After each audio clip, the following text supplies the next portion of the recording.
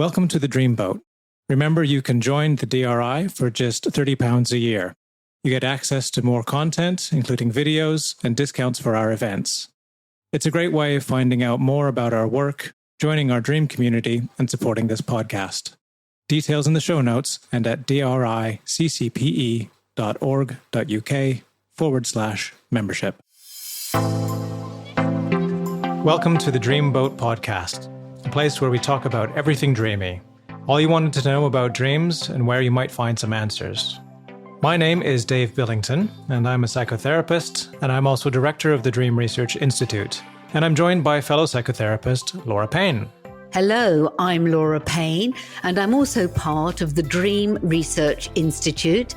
And we're called the Dreamboat because we are recording our podcast overlooking the beautiful canal barges here at Little Venice in London.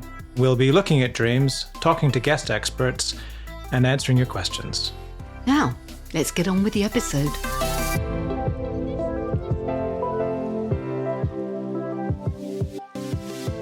Welcome back, everyone, after this short break from recording. Many thanks for getting in touch during our pause to let us know that we've been missed. We missed you too. The Dreamboat has been great fun, especially as we all love talking about dreams here at the DRI, as you know. So I'm going to kick off our first episode of this fifth series with a celebrity version of our popular Dream Lab slot, when we get someone in to present one of their dreams in depth. And there's a very good reason for that, because I'm joined today by the amazing, talented Melinda Messenger. Melinda is well known as a TV star and presenter, but not many people might know this, but she's also seriously involved with the wellness community as a trained integrative psychotherapist, and more importantly for me, a dream guide. So welcome, Melinda. It's super to have you on board. Thank you, Laura, and it's amazing to be here. It's really good to join you. Shall I also reveal our other great news right now? Yeah, go on. Well, more importantly, I'm thrilled to actually announce that Melinda is joining me on board the Dreamboat, not just as a guest today, but as my co-host going forward. So welcome, Melinda, to the Dreamboat. Thank you so much, Laura. And it's such a pleasure to be here. And this, as you know, this is my absolute passion. Dreams are just dreamy, but everything about them. So, everything about them and where to begin. But this is wonderful. This is so wonderful to be involved. And I'm really looking forward to the series and some of the amazing guests that I know we've got lined up. Yeah, I'm thrilled to have you on board, as I said. And look, we need to actually make it quite clear now. We can get our dreamcatchers out. Loving your dreamcatcher behind you. And you've got one there too? I have. I've finally got my dreamcatcher here. It's not as grand and as fabulous as yours, but it's very special to me. I bought my dreamcatcher when I was in Canada. And it's got little carnelians, which are stones that I love, embedded in it. But I think yours is, you've been adding to it over the years. I think it sounds tremendous. Tell me a bit more about it. So, well, I've had this for some time, and I bought this when I was living down in Devon by the sea. And I just kind of started to add things like feathers. I've got a few shells there that I sort of collected on the beach. And then sort of realised, okay, it's the bringing in the elements. So, it's the kind of air elements, the earth elements, water elements. And I really like them. I know that Dave, bless him, is not a fan, is he, of dream catchers? No, he doesn't like them. And he did say when we kicked off the Dreamboat that he didn't want anything to do with dream catchers or mentions of them. And so, sorry, Dave, now you've backed out and you're our executive producer and you're leaving us to get on with it. We're going to be very furtive and sneaky, and we've got them on board now. We've brought them out of the dreamcatcher closet, haven't we? Yes, I'm going to explore getting one as magnificent as that one and add my smaller one to it. And we should start a dream catcher competition of some kind, perhaps. Oh, dear, sorry, Dave. Sorry, big apologies now, but This is what happens when you go away. Exactly, yeah. I was going to say, Melinda, so for people listening, they'll be surprised, obviously, that you have such a big involvement with the wellbeing community. Do you want to just talk us through a little bit more of how that happened for you? So, yeah, it happened for me. I mean, I have been in the sort of media and TV world, which is probably where, if anybody does recognise me, that's most likely where they're going to recognise me from. And that's been the sort of last 27 years, so a long time. And then around 2010, 2011, I went through a huge kind of life-changing process, which was actually kind of foretold to me in a dream, which had kind of a lot of significance actually, and lots of dreams were kind of telling me that I was about to change direction and I didn't know where. But what happened in a nutshell was that I had always known that I wanted to work in the field of well-being. So when I was really young, I'm talking kind of around the age of 7 or 8, I wanted to be a psychiatrist. I actually wanted to be a psychiatrist, a teacher, or an air hostess, which sounds like quite a combination and perhaps reflects different parts of me. And I ended up actually being an air stewardess for some time, and then ended up in the world of TV. That was like a huge juggernaut to be part of. And then always I had this little voice, kind of nagging away, saying, this is not what you're meant to be doing, or you're meant to be doing something else. And I was interested in all the fields of well-being, be it, kind of nutrition, the body, the mind, psychology, and spirituality.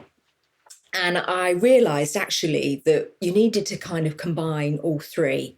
If you really kind of wanted health, well-being, healing, then that meant you had to kind of address all three, mind, body, spirit.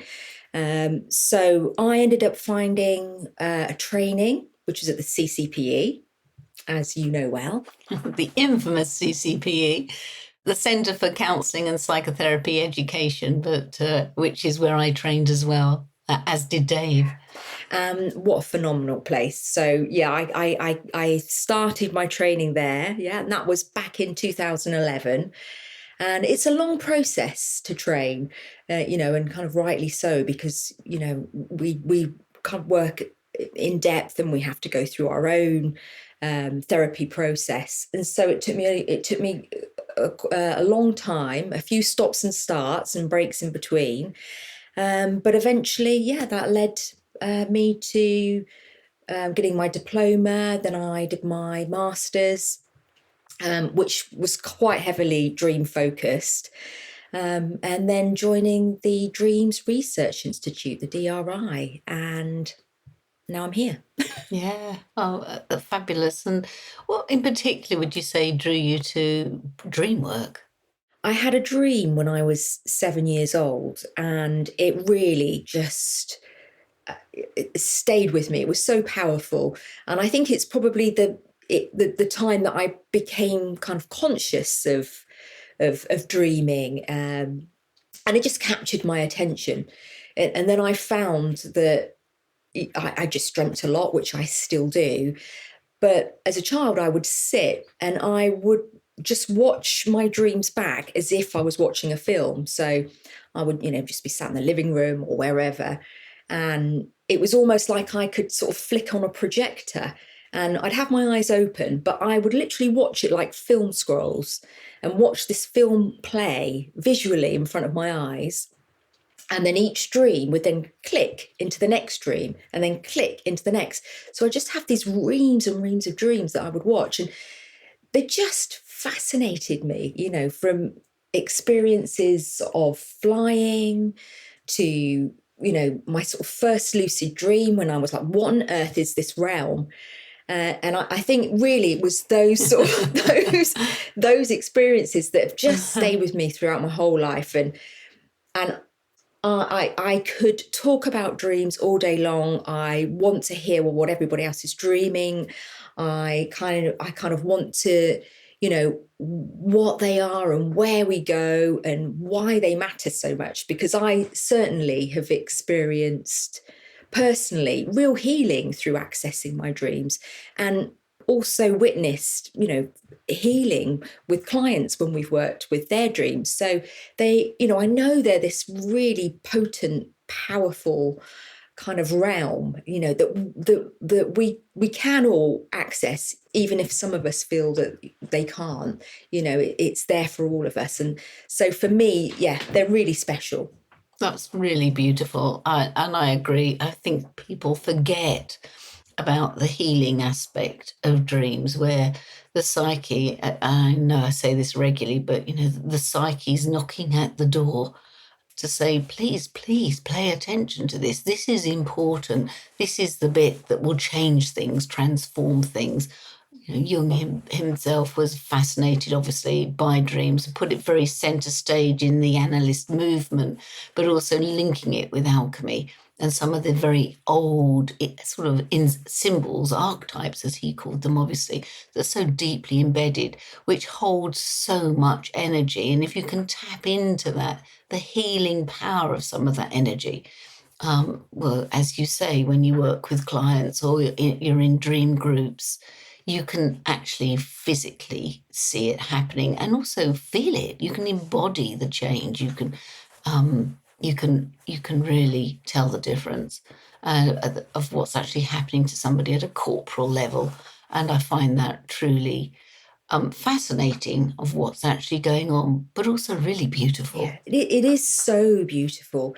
It's just this absolute kind of, beautiful poetic realm, that's just full of so many different possibilities. And I like what you're saying about the, which is why I think alchemy works so well with dreams, because it gives us a bit of a template to start, trying to decode, because essentially that's what we end up trying to do. You have a dream, often full of all this incredible symbolism, and it's, or events, or people, or spaces, and it's what does it mean? And once we sort of attune ourselves to those symbols, it's almost like, to put it really simply, I kind of see it's almost like if you were playing a video game and you get certain little kind of icons in the game glow, it's kind of, you want to press on that, you want to touch that, and that releases, either the gold coins, or it takes you to the next level.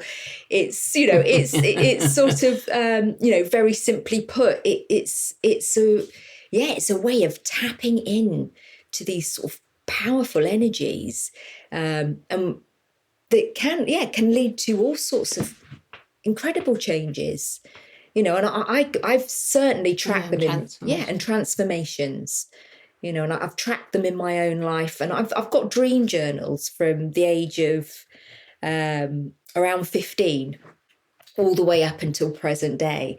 So that was always fascinating to sort of try and, to look back on the themes that were emerging, and around that time it was all wild animals, which Jung would have a field day, or any analyst would have a field day with. But and Freudians.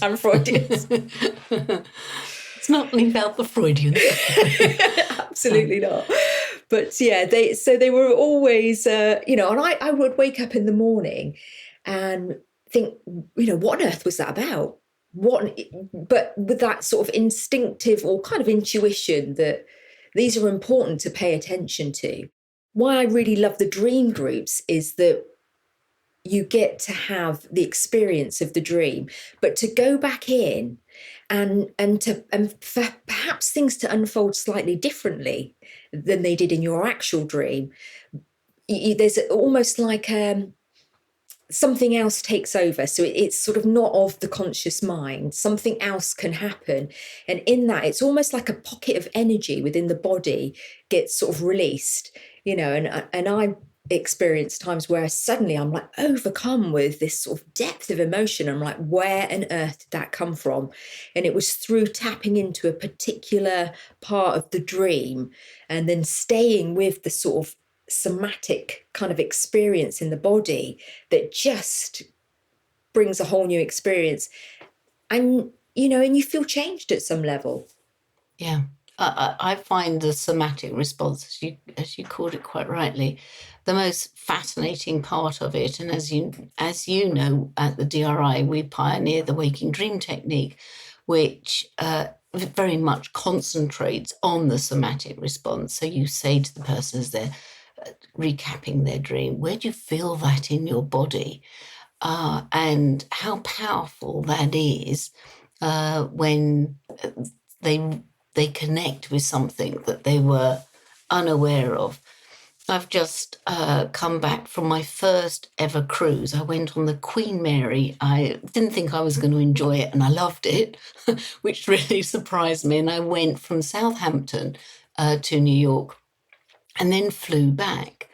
And since I've come back, which was only earlier this week, I have had non-stop dreams of sailing back to Southampton rather than flying, because corporally, on some level, my body feels that something hasn't been completed. I've been really fascinated by it.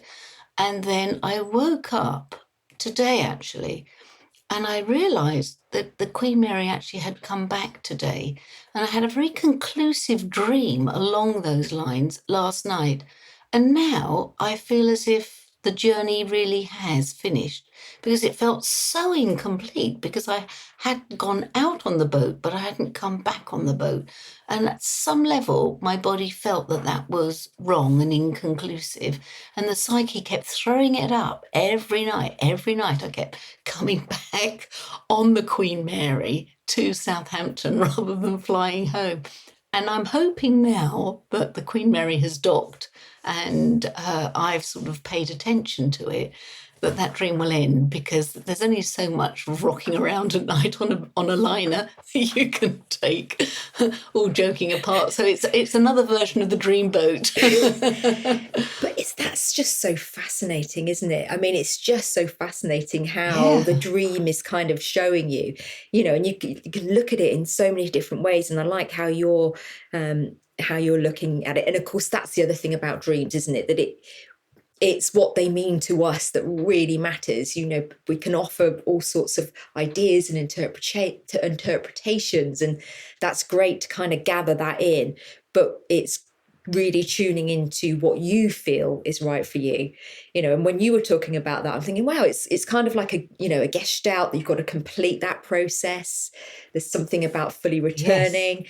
But then my mind also goes to, perhaps about the sort of etheric body, having to come home too, and catching up with you, not just your sort of physical self and, these sort of layers that we have to us. Exactly. And also that sort of it was rational to come back by the plane, but there are several other levels of self that feels a bit discombobulated by the process. Yeah, absolutely. Funnily enough, I dreamt last night before starting this today that I was in a place of work, and I decided that I wasn't going to record the podcast with you today in my place of work, that I was going to get home. But to get home, I had to come back via a boat. And isn't that interesting? Mine was not the beautiful Queen Mary cruise line, and mine was a canal boat. And it took a lot longer. Well, that's pertinent, isn't it, as we know? Yeah, absolutely. So there's something in there, isn't there, about, what even that means, that the sort of journeys on boats and journeys on water and this realm of dreaming. Yeah. I should explain to listeners that the canal boat is pertinent because the DRI is situated above the very beautiful canal that runs at the back into Little Venice, and at the back of Paddington into Little Venice in London. And we constantly see out of the window canal boats going by. So that's a good choice, Melinda. Well, of the psyche, yes, absolutely. Yes, exactly. Oh dear. So Melinda and I have both got our coffee cups here, and we thought, as we're sort of chatting over coffee in some way, but I then realised that my coffee cup had all the Dreamboat logo colours on it, which was completely unintentional, but I was impressed that we both have large size coffee cups here. And so cheers, Melinda. Let's have a Cheers. quick slurp. Yeah, absolutely. Well, it is Celebrity Dream Lab, and so Melinda, I'm going to go over to you and ask you for a dream that we can have a look at. So it's going to be a bit funny because obviously in the past, Dave and I have discussed the dream and helped with interpretations, but you're going to be giving the dream and I'm going to be giving some interpretations, and so are you. Wonderful. But so, Melinda, over to you. Okay, so as I have so many dreams, it's always hard to kind of like pick one because it's almost like, well, that dream was amazing because of this, or this one had such a big impact. But I'll bring a dream that I had.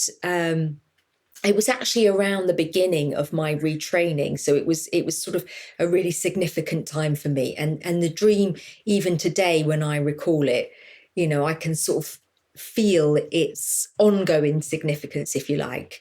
So this dream was about 13 years ago, and the dream begins with me entering a castle. So I'm walking into this castle and there's a huge mirror which I'm cleaning. So I'm sort of scrubbing away. And every time I look at the mirror and I think I've got it clean, I see these little specks in the corner, or there's a little mark down here. So I'm back, trying to remove. And I'm pretty much, there's still a few little specks on this mirror, but I'm pretty much sort of getting it clean. And then I get curious about this castle that I'm in. Like, where am I? And I start to go and explore. And I walk into sort of room after room after room, and there's all different things happening in these different rooms of the castle. And there's one room that I go into, and there's a huge wooden table. People are all surrounding the table. They're all sat down and they're having this sort of, big lavish meal, and there's sort of goblets of wine and noise and chatter. And, it really kind of, but they're all sort of lost in this big kind of raucous meal. And I'm sort of observing it and looking at it and thinking what's going on. But how I feel in the dream is they're all having a really nice time here, but they've got no idea about the rest of the castle that they're in. They don't even know about the other rooms. And so I leave them, walk out, and I go and look into various other rooms. And then eventually I find a lift or an elevator. I always remember I wrote it down, which I know elevator is the sort of American way of saying a lift, but I'd written elevator, and sometimes the words that we use, I know are kind of can be significant. So there was an elevator in this castle, and I go in, press a button, and the elevator takes me down to street level, and the doors of the elevator open up onto this street, and it's like a high street of a little kind of English town somewhere, not a big bustling town, but a sort of a little high street that you might sort of find in the countryside somewhere.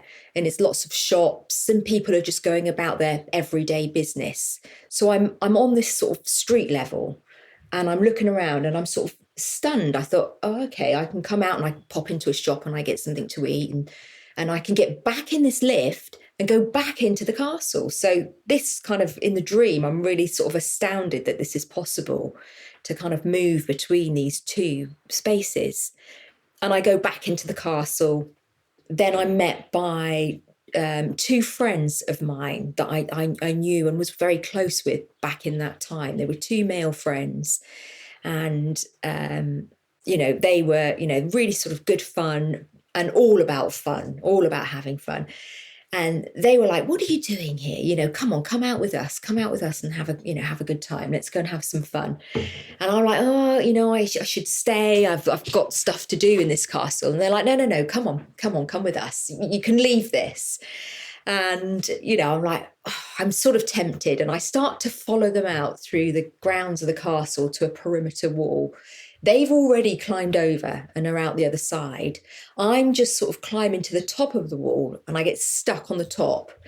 They're kind of like beckoning me out and to follow them. And as I'm sort of stood there with a sort of sense of, I don't know if I really want to be doing this or not, a woman comes running out of the castle and she literally commanded me to stop. It was like, don't leave.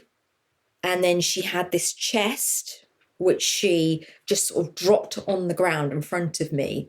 And the chest sort of opened and out spilled all of these kind of jewels and gold. And, just remember sort of these kind of vivid rubies. It was just a pile of gold and jewels. And she's looking at me and she's quite cross with me. And she's like, don't leave, you need to get back in there. And she says, this is nothing compared to what's waiting for you, but you've got to go back in and finish the work.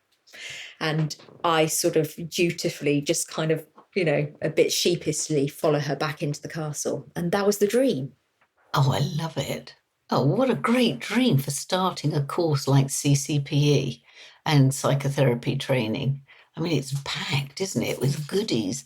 What do you make of it, Melinda? So similarly, at the time, I did not know what to make of it, other than, it sparked so much curiosity for me. The curiosity of sort of transitioning these different levels, and who this woman was and why she was so powerful, and why I knew I had to listen to her, and what the work was. But what I later come to understand is, yes, so many symbols in there. The mirror itself is often about, that sort of, the Sufis talk about it, don't they? Cleaning the mirror of the heart, where we can have a clearer reflection. And of the divine. So this is what I came to sort of understand when I really looked at the dream, that it was about that sort of connection to the divine, our connection to however you might want to call it, God, source, the divine, whatever name you have for that, consciousness, higher self. People will see this in different ways. And for me, it was very much about that. And Saint Teresa of Avila, so she's she's an ancient mystic. She wrote a book called Entering the Castle. No, it was called The Interior Castle. And so it was all very much about the sort of connection to the divine and her relationship with God, and moving through these different rooms and different stages. And then we have Caroline Miss, who's the author, and she's also a psychologist and she's a spiritual teacher. She sort of takes that castle metaphor as a modern day approach to the spiritual journey. And so looking at those two texts, afterwards really kind of spoke to me. So for me, it's definitely in that realm. And the training, the type of training that we both did, it's very much about connecting on all those different levels and layers. And so, yeah, for me, it's that journey, is that internal journey inward, that connection to soul, self, the divine, and the obstacles. The jewels within. Yeah, absolutely. The jewels within, I think it's Eckhart Tolle talks about, the beggar who thinks he's a beggar and he's sort of sat on this chest and, all the while not realizing that, in that chest, it's full of gold and all the wealth you could ever imagine, and it's so that symbolism of our inner wealth, if we're willing to kind of turn inward and look. Yeah. The use of the mirror as well is often a metaphor for analysis, that you are cleaning the mirror of the self to sort of look further and further within. During psychotherapy and analysis, So it's a very powerful image on so many levels for obvious reasons. I wonder what you made in the dream. One of the first things that struck me was that at CCPE itself, the building is very tall and elegant and has a very castle-like feel. And there is one big wooden table downstairs where everybody sits round and eats. And it had echoes on one level, as you quite rightly say, every dream has different levels of meaning. On a very day-to-day level, it felt like aspects of CCPE's own building, CCPE being, the castle in some way that gives you this access to self, and also the directions in the dream, going up, going down. Going up is often seen as going to one's higher self, and going down is, coming down into this plane of existence, the world, and grounding something. And I love the fact in the dream that the elevator, and that was your choice of word as well, the American version of the English lift, it wasn't about being lifted, it was about elevating oneself and also being able to come back down to street level into general life, and that whatever you were going to do in this castle still needed to be grounded in the here and now, the everyday, and that the elevator within made sure that you knew that that was going to be, that could happen, and was important that it happened. That's brilliant. I had not made that connection with the CCP building, but it is exactly as you describe. The dream actually came along before I even entered the CCP building, which I had a whole, which is also fascinating, isn't it? It's like, what's happening there? But I'd also, before entering the CCP building or starting the training, when I was in the sort of beginning stages of knowing this was what I wanted to do, and I'd found the course, and I think I think I might have had an interview at this point. No, actually, this was before. It's hard to recall exactly, isn't it, with dreams? But I had a whole batch of dreams, which I later realised is CCPE. And particularly, the therapists that were there, there was one dream where I'd gone into this building. So this is before coming to the CCPE centre, but I was getting ready to start this journey. I was in a building. It was a place where I worked, but actually it really looked like the CCPE. And there was a bunch of women, women, in their sort of 50s and 60s, and they were all wearing white, and they were all driving Harley Davidsons, and they'd asked me to join them. I always think about different version of Hell's Angels. CCP Hell's Angels. Yeah, absolutely. But the dream then took me. I then went into. I sort of went into this sort of space in the dream where I was going down a tube in this sort of descending in this circular motion to a coiled up snake at the bottom, which then bit me, and then I travelled back up. So many dreams of that time, I think, were kind of telling me I was forever dreaming that I was studying. I was forever in college. I used to wake up thinking, why do I keep dreaming this? And then all led to the castle dream, led to the beginning of the training. So my psyche was already, I think, kind of nudging me, giving me guidance, sort of, trying to, because I do see dreams as they are our own internal guide once we start connecting with them, and they will point you where you need to go. Yeah, so true. So very true. Well, Melinda, I mean, there's so much within this beautiful dream. I think it is really lovely, but I think that's probably a good place for now, just to take a pause. Many thanks, Melinda, for coming on board. I'm so happy that you're joining us. What's it like so far? Well, I can't quite believe it. Getting to sit and talk about dreams and listen to other people and experts talk about their dreams. That it's just such a joy. It's a real joy. So I am so happy to be here.